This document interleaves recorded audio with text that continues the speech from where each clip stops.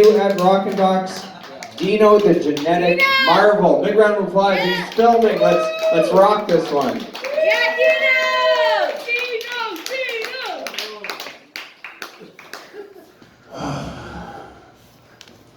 I'm tired. Not from walking over here. There's the stair. I don't know, people. Things are changing, and it's not fun. It's not fun at all. There's there's an increase in things like autism, dyslexia. Those are real problems, right? Problems people have. My problem is with certain people who say things like, "Oh, I'm a little dyslexic." No, you're just an idiot. Okay? I'm a little autistic. No, your parents need to beat you more when you were a kid so you wouldn't be such a loser. And I'll tell you why I say that. Is because there's no other disease that people say describe it that way. Like nobody says, I have a touch of the Downs. No one says I have a little dash of the gonorrhea. No, nobody says that. I have a sprinkling of herpes. Definitely not, because we all know that is the gift that keeps on giving. That's not how you describe it. And that's the real problem. People are just assuming that they're very important. I feel that that's not the case in general. I'm married. Your shock is palatable, so thank you for that. Second time is a charm. And just so no one thinks it, I did not eat my first wife. I squished her. No, I'll tell you. Yeah, and that's the thing is, my new wife, she's Asian, and there's no one in her family that I can't wear as a backpack. They're all really small. And there are times that comes in handy in general. When I first moved in with them after we got married, I just kept on grabbing things from high shelves, and it was like, did you even know this was up there? Mm-hmm. After the third time, she's like, you're kind of a jerk. I said, okay. I just put it up there and pushed it back a little bit. And then proceeded to move things to higher shelves around the house randomly, just to prove the point. I bought a few little step ladders and just put them. I put one in the bathroom just to make them confused. Whatever, it's fine. That's the thing. People don't understand things like I had a birthday a little while ago. I turned 1,000.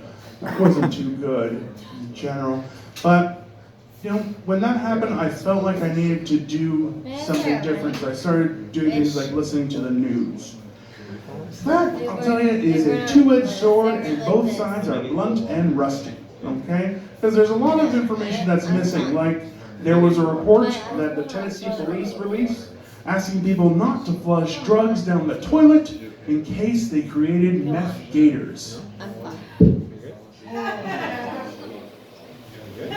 People, there's a lot of things that need to happen before the police release a report like that. And in all honesty, meth gators, I think that'll be safer. They won't have teeth. Okay? But it gets worse. There was a news article out of Dallas. There was a police officer. She went into a apartment that she thought was hers. So an unarmed man, she shot him, killed him, and got 10 years in jail. Now there's a lot of problems with this story. Somebody going into the wrong house, it's the States, people aren't very smart, I get it. Okay? A police officer shooting an unarmed man, again, status quo, it's not good, but it's the States, it's expected. A police officer getting 10 years for shooting somebody, it's a start. When did people stop locking their front doors? When did that happen? That's what really confuses me. People, I lock my front door. This is on the other side of that front door. Okay? Can you imagine the reaction from a robber coming into my house and seeing me in my underwear going, hey, what's up? That's not going to be interesting. I'll tell you, and that type of situation would immediately make me channel my father. I would just look at him and say, are you happy with what you're doing to people? Do you like this thing? Yeah? Do you tell your parents I love the people? Is that good? And I'm Greek, so I'd be like, come, we have to eat. Come sit down. Sit down. You have to eat. You're very small, eat. And then I just start talking and just be like, Is this, you go to school for robbery? Is that what you did? Are your parents proud of what you do to the people? Eat some more, your sin. Yeah. Very thin. That's it. And realistically, he's gonna have to do it, because otherwise, like, I'll look like I'll eat him, right? It's not gonna go well. That's why there are certain advantages to living life and being described as a six-midget Voltron. It's something that it adds a little bit of flair to life. Like, there's certain things that happen that are confusing, right? Like, you guys will jump into a booth, you always fit. Once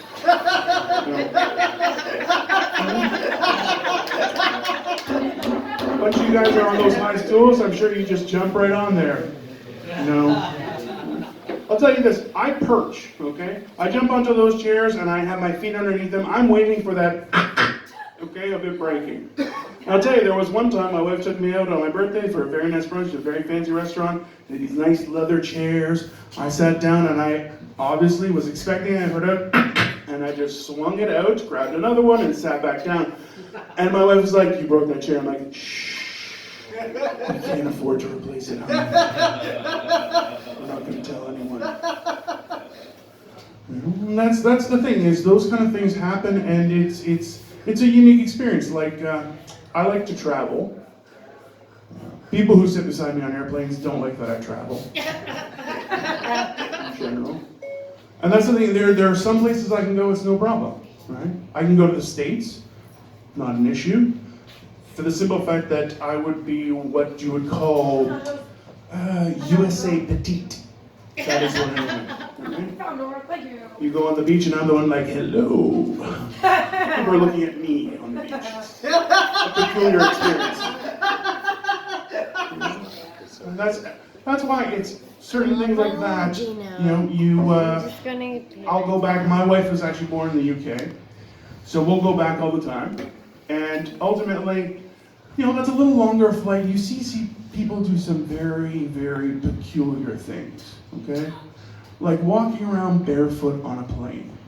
I'll tell you people, that is exactly how you get a sprinkling of gonorrhea, okay? That is, they do not clean those bathrooms mid-flight. It's not the right thing to do. The worst thing that I ever saw, I'll tell you, was this one gentleman. I can only think that he didn't get beaten enough as a child.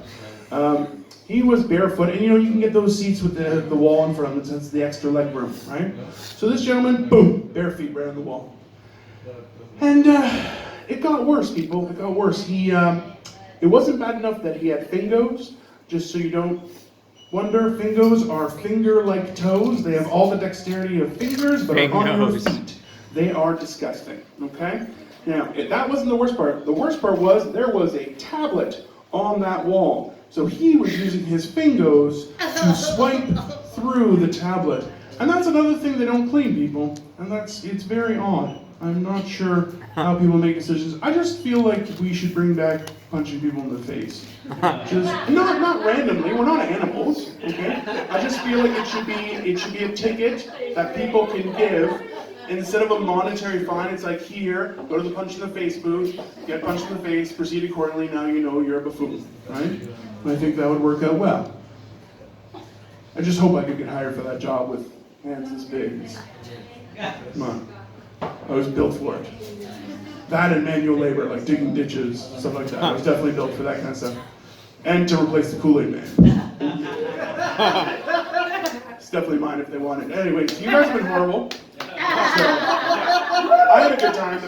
The stage didn't break or anything, but let's bring back your host, Joel, and you guys have a good night.